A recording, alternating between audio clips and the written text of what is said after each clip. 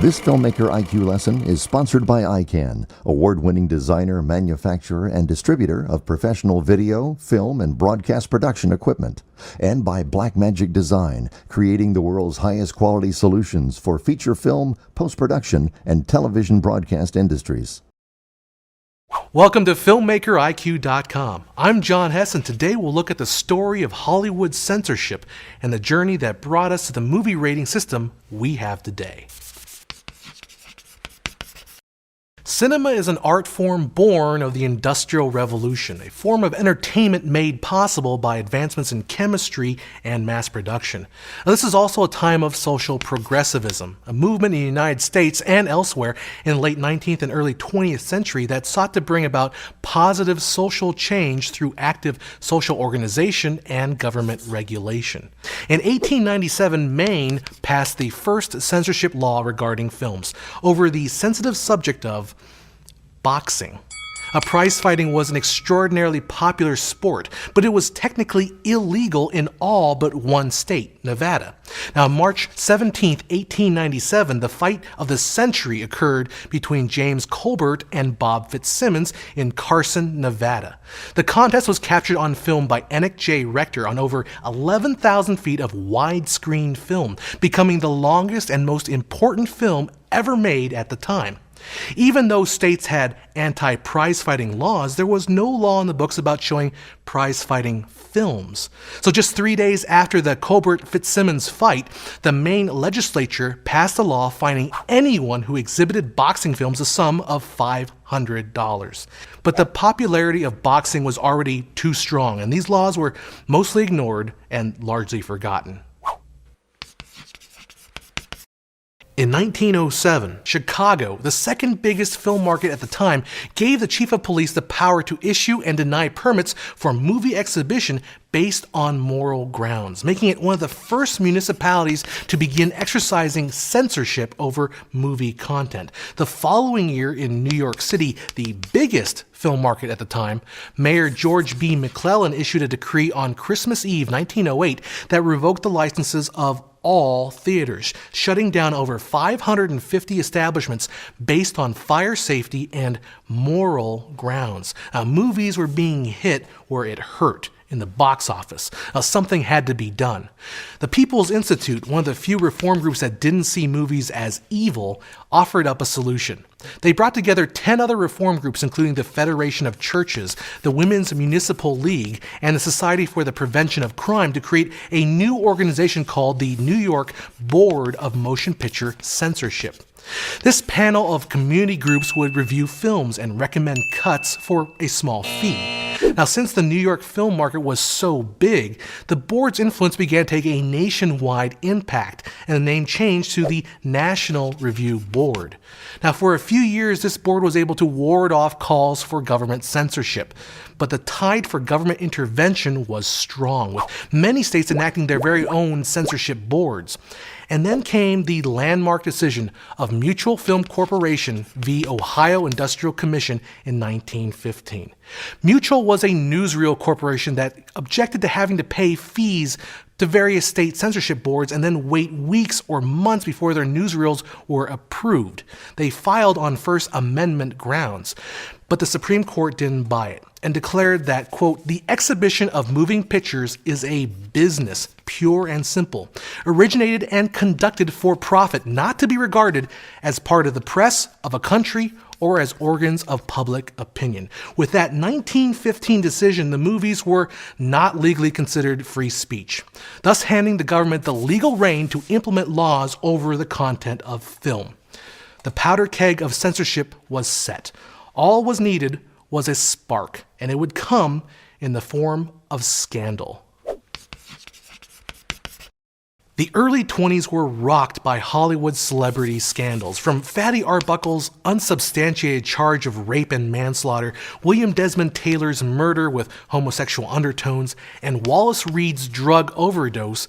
The yellow journalism tabloids hungrily fed at what looked to be a bloated corpse of spoiled Hollywood excess. Pressure was mounting for someone to clean up Hollywood, with over 100 congressional bills for censorship to protect the common good being submitted in 1921. But censorship from Washington was the last thing Hollywood wanted. So Hollywood studios came together in 1922 to form an association called the Motion Pictures Producers and Distributors of America, the MPPDA. In a move that mimicked the actions of Major League Baseball after the 1919 World Series gambling scandal, the MPPDA reached out to a Washington insider, William H. Hayes, Postmaster General under Warren Harding and former head of the Republican National Committee.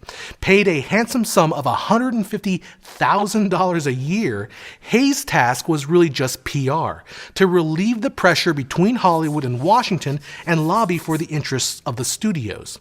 In 1927, Hayes formed a committee of studio heads to create a list of don'ts and be carefuls, based on lists of items that were commonly rejected by local censorship boards.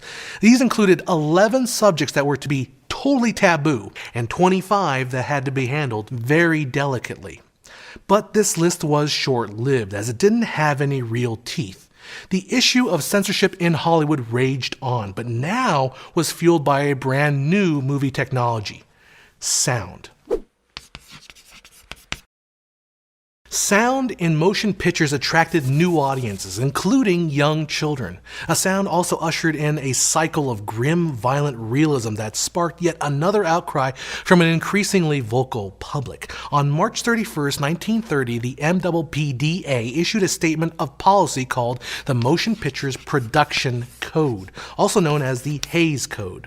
It set up a small jury to review films for content. Understaffed and headed by ineffectual but mostly uninterested board members, the Hayes Code was still without teeth and largely mocked by industry insiders. Well, that changed when the American bishops of the Roman Catholic Church organized the Legion of Decency, and in 1934, with the support of Protestant and Jewish organizations, began calling for boycotts of the films they deemed as unacceptable. Well, this was the dollar that broke the camel's back. The Hollywood studios, still reeling from losses in 1933, due in large part to the delayed effects of the Great Depression, were forced to act. The Hayes office authorized the setup of the Production Code Administration, the PCA, with Catholic layman Joseph I. Breen as its head.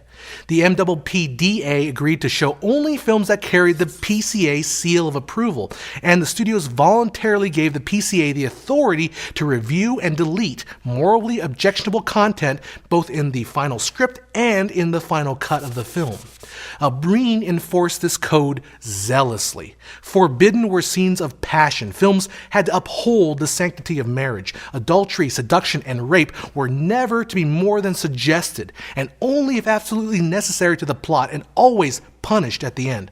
Profanity, racial epithets, implications of prostitution, drug addiction, nudity, sexually suggestive dancing, and costumes were all verboten.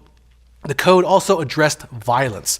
It was forbidden to go into details of a crime, display machine guns or illegal weapons, or even discuss weapons on screen. Law enforcement was never to be shown dying at the hands of a criminal, and all crime had to be punished at the end. This rigid, Catholic-inspired sensibility of good versus evil was a far cry from the loose morals of the anything-goes jazz era. So why did studios agree to such draconian self-censorship?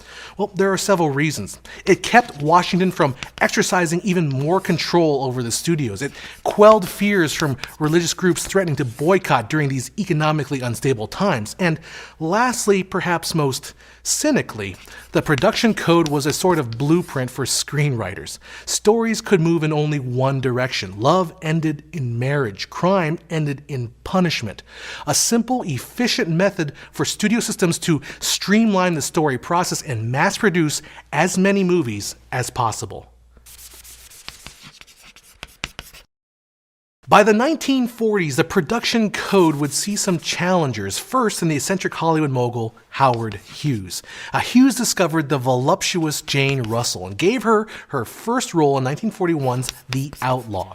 Hughes was in love with Russell's breasts, and who wouldn't be? Well, not the Breen office, which requested 37 specific reshoots objecting to the emphasis on Jane Russell's bosoms. Further troubles with state censorship boards forced Hughes to shelve The Outlaw until the film got a limited distribution in 1943. Mired again in battles over censorship, Hughes shelved the project for another few years until he finally got a distribution deal in 1946 with a non-MPAA signatory United Artists. This started a legal firestorm with the MPAA. Despite, or perhaps because of these court battles, United Artists roadshowed The Outlaw to bountiful profits everywhere it went. The power of the code began to crack as the studio system fell out of power in the 1950s. Once studios were no longer permitted to own their own theaters, according to the Supreme Court, movie theaters were free to show whatever they wanted, and sometimes they showed unapproved foreign films. This led to the 1952 case Joseph Burstein v. Wilson, dubbed the Miracle Decision, referring to the Italian Roberto Rossellini short film entitled The Miracle. The Supreme Court reversed its earlier stance, ruling that expression by means of motion pictures is included in the free speech and free press guarantee of the First and 14th Amendments. Though it would take another decade for the production code to completely erode away, the threat of government intervention was now gone. So now, as the dollar had forced the studio's hand into the strict binds of the production code, it was the dollar that would make them free again. In 1953, Otto Preminger openly defied the PCA by releasing The Moon is Blue, a romantic comedy in which the Breen office objected to as having, quote, an unacceptably light attitude towards seduction, illicit sex, chastity, and virginity. That should be a quote on the poster. The film went on to be a hit without the PCA seal of approval. Preminger openly defied the PCA again in 1955's Man with the Golden Arm, starring Frank Sinatra playing a heroin addict, another hit. Then Eliane Kazan's Baby Doll, released by Warner Brothers in 1956, went on without a seal of approval and was openly condemned by the League of Decency. It also went on to be a success. By the 1960s, it was a free-for-all, with films like the British-made Blow Up, with nudity becoming a box office smash. The cat was out of the bag, and the MPAA began looking to scrap the code in favor of a classification system. In 1968, the MPAA chairman Jack Valenti instituted a voluntary rating system with 4 levels: G for general audiences, M for mature audiences, R for restricted, no one under 16 without an accompanying adult, and X for adults only. A confusion over the M rating changed that rating to GP for general audiences with parental guidance, and then flipped over to our familiar PG. PG-13 was added in the mid-80s as a midpoint between PG and R after some outcry over Steven Spielberg films like Indiana Jones and Temple of Doom, Poltergeist, and Gremlins all receiving PG ratings despite the amount of gore and unsettling images. Red Dawn would hold the honor as the first PG-13 film ever released. The adults-only rating of X was never trademarked by the MPAA. Filmmakers could self-classify their films under the X rating. This became a problem as the videotape pornography market exploded in the 1980s, exploiting the X rating with the logic that if one X was hot, then triple X must be really steamy.